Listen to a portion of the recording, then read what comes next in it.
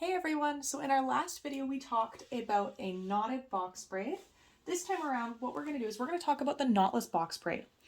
Now for our sections you want to make sure that you're still using a 1 inch, oh got a little too much shell, a 1 inch by 1 inch section for our medium braid. For this braid we're going to split this into 3 even pieces so that we can start our knotless braid. To measure out the amount of cancolon you need for these braids, you're still going to take your cancolon over your finger and measure out a 1 inch section.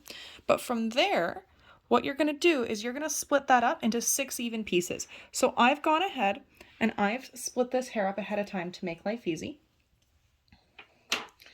So you're going to take your 3 little strands, and I'm going to have the first strand in between my fingers, and then I'm going to hold that piece with my thumb. With my first piece of cancolon, I'm going to pinch that right close to her scalp on that first strand, the very leftmost strand, and then the center strand with my opposite hand. Just like that. And then from there, we are going to start braiding in the knotless braid.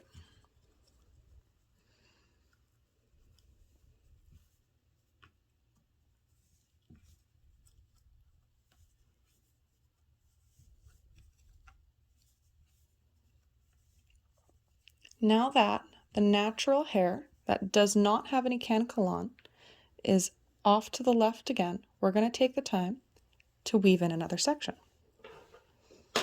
We have our small piece of hair. We're going to pinch that again between our finger and our thumb, and then this goes off into the center strand. With our opposite hand, we're going to grab this hair. Oh, we're going to grab that hair. We're going to start weaving that into the braid. You want to really watch your braid closely and make sure that you try not to get confused going down the braid so that everything looks nice and clean. From here, as you weave more hair in, it gets a little tricky. You want to make sure that you're looking at your sections to determine which section has more cancolon. So I can see that this hair, as we look down the braid, has a little bit more cancolon because it has a thicker section. So I don't want to add more hair to this one yet. So I'm going to make sure to add hair to the opposite section.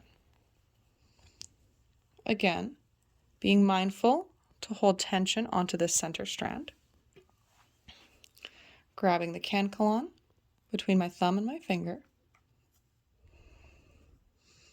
And then weaving that into the hair.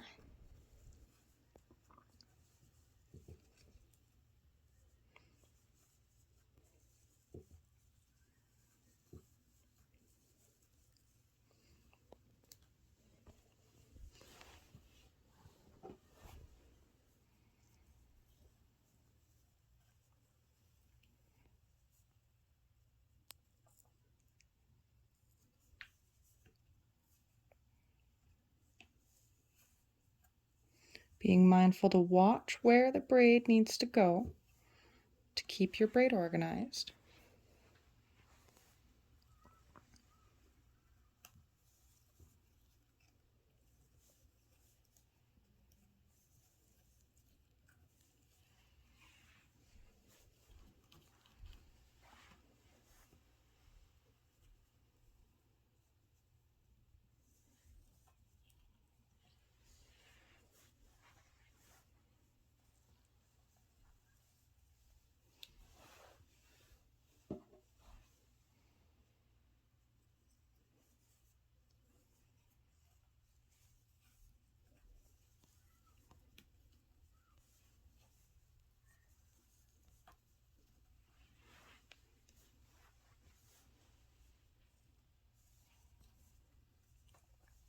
Now that we're coming up on our last piece that we're weaving in, we want to make sure that we're putting that into the thinnest strands, because otherwise you're going to have one strand that's really thick and you'll have an uneven looking braid.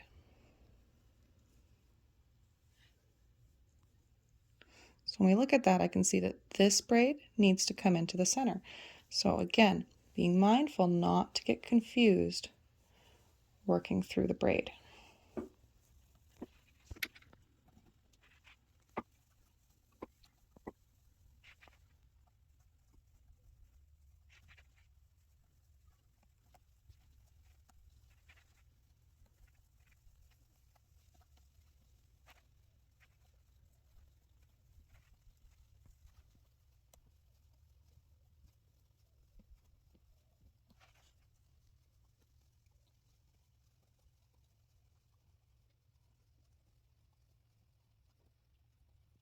So now that we're coming up on the end of the braid, what you're going to do is you're going to take two little sections, you're going to hold that, you're going to hook that hair around your finger to create this little four.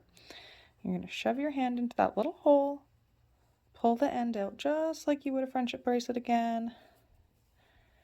You're going to pinch this and roll that between your hands. And then this is going to calm down, and you're not even going to see that knot when you go in and boil the ends to seal her hair. And you only boil the ends of your braids at the very end of a full braid set. But one key difference, we're going to go back up to the top here. We can see we have our knotted box braid where we have that bulkier start. Then we have a knotless box braid where it gets thinner, and then it works into a thicker braid going down the hair strand. And then one benefit to the knotless box braid is that you actually get a little bit more length out of your braid because we're slowly weaving that hair in through the strand of the braid. And that is our knotless box braid.